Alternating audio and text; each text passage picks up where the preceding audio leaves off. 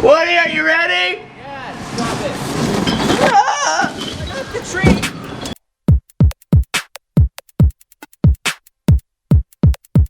Alright, what is up, guys? Welcome back to another episode of the Red Hammer Network. And today's going to be a special presentation, little vlog thing about my time from tech school all the way up until me living in Japan currently. Alright, and today I'm going to have a special guest. His name is Campbell, and we have been in the same squadron since tech school, and now we are currently at the same workstation in Japan. What's up, guys? Alright, so we're going to be talking about tech school and kind of like the things that we've done since we've gotten out, and our flight, and our wrap, and our leave. So basically everything that's happened since tech school to Japan.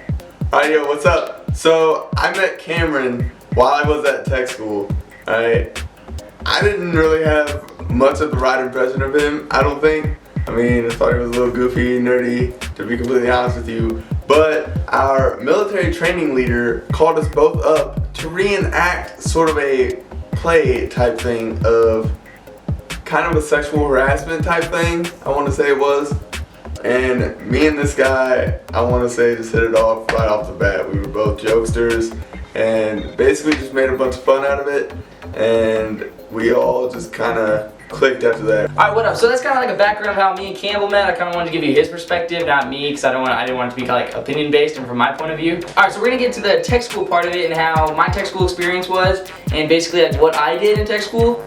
And then I'll give you like his perspective of what he did in tech school. Alright, so while I was in tech school, I became part of the White Robe program, which is like the chapel service, I guess, which is like in the Levito, which is a building you'll probably never know about unless you are like join the military.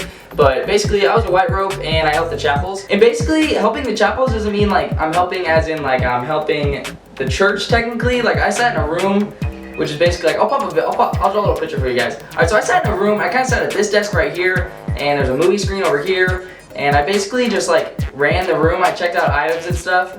So like I didn't really help the chapel. Like if someone needed to know where like the chapel services were, like I would be there for them. But that was about it, to be honest with you. All right, so now I'm gonna give you Campbell's perspective of like what he did in tech school, and then we'll kind of like both be up here, and I'll give you the combined of like what we actually both did together. All right, so my story is a little bit different. So I was actually a Green Rope and Airman leader when I was in tech school.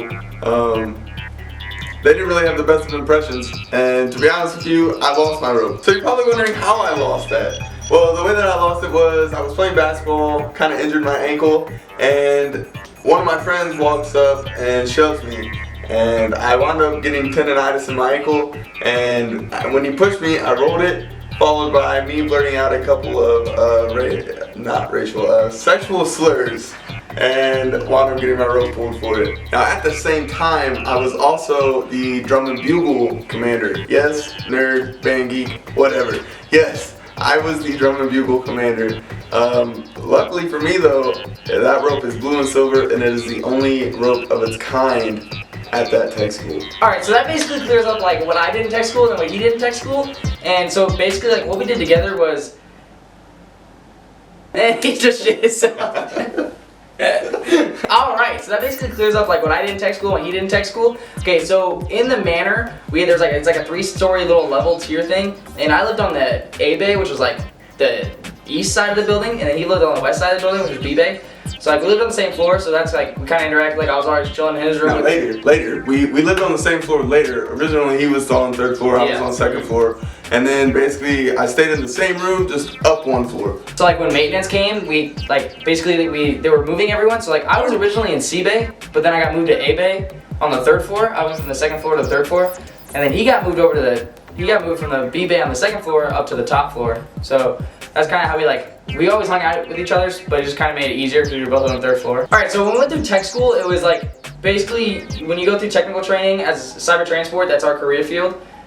You have 3 schools you go through. You go through Dolan Hall, which is like the beginner kind of basic stuff, and then you go through Bryan Hall, which is kind of like getting more into the deep books and like reading like a lot more books and a lot harder test in a sense, kind of depends on your academic level. And then the 3rd school that you take is Sec Plus.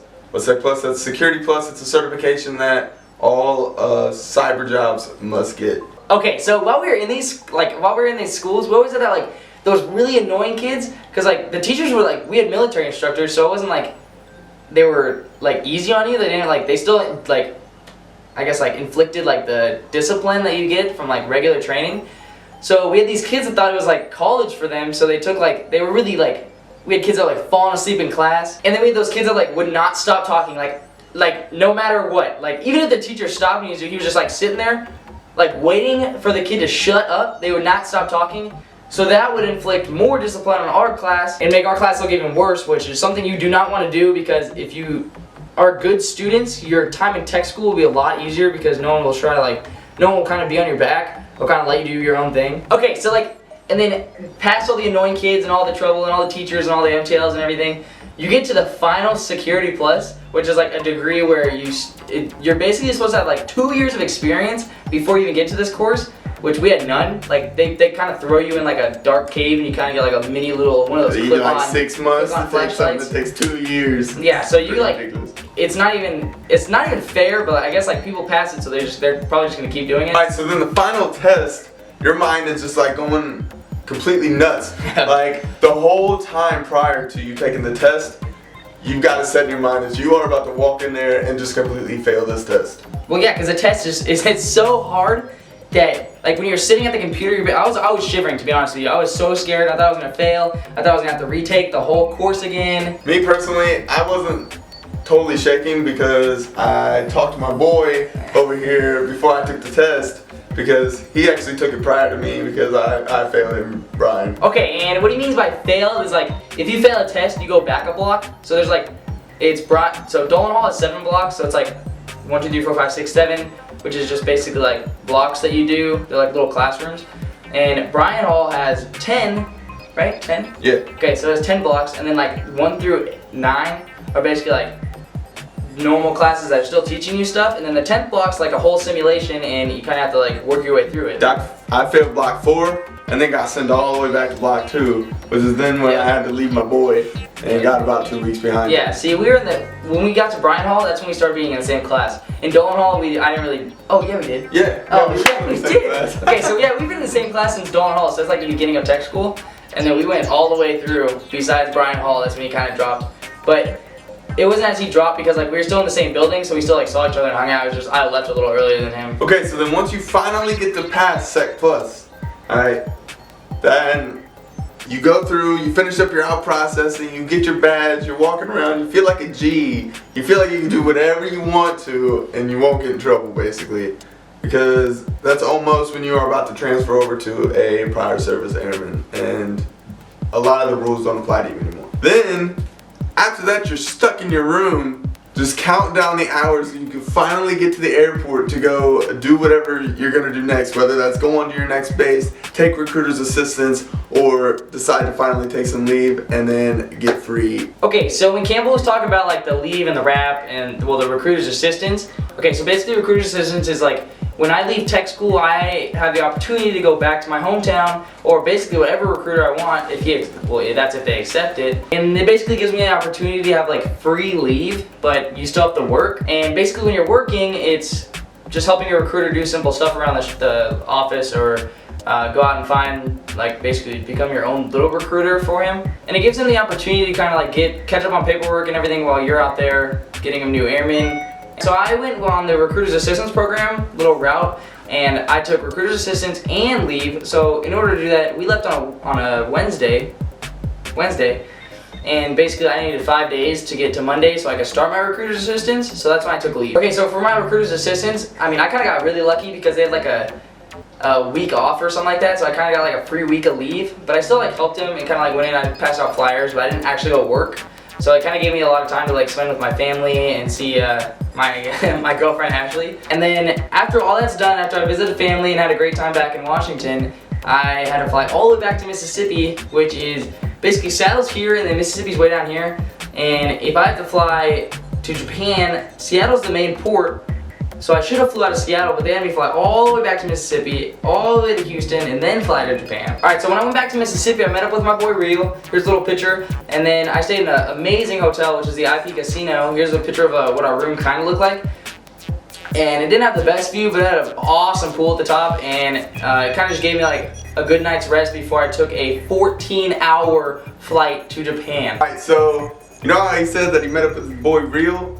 well, I don't know if you remember me saying before that when we were all close, he was also close with my roommate. Well, Rio was my roommate.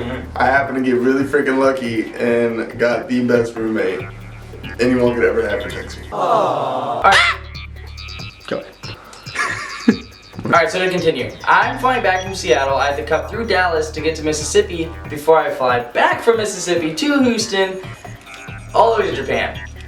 So while I'm in Dallas, I'm sitting down, I'm waiting for my flight because it's just about to board, and then this guy comes tumbling in, sits down 2 rows away from me, doesn't even know I'm there. So I kind of got a buddy to sit next to on the way back to Mississippi, so it kind of made the flight a little better because I was alone from Seattle all the way back to Mississippi. Like that's what I thought I was going to be. Okay, so when we finally landed in Mississippi, he flew all the way back to Houston. I don't know why, he just had a flight to go back to Houston that day. I spent the night, and that's when I hung out with Real, and that's basically what kind of went down there. Okay, so when I flew back to Houston, they made me go pick up my bags and recheck them. Granted, with all of our bags, we're carrying anywhere from 60 to 100 pounds of freaking luggage. So I pick it up, I go try to recheck it. It's like 6 p.m. that night, and they tell me I can't check it in that early because my flight to Japan isn't until 11:30 that next morning. So I didn't want to get a hotel. So I'm like, alright, what do I do?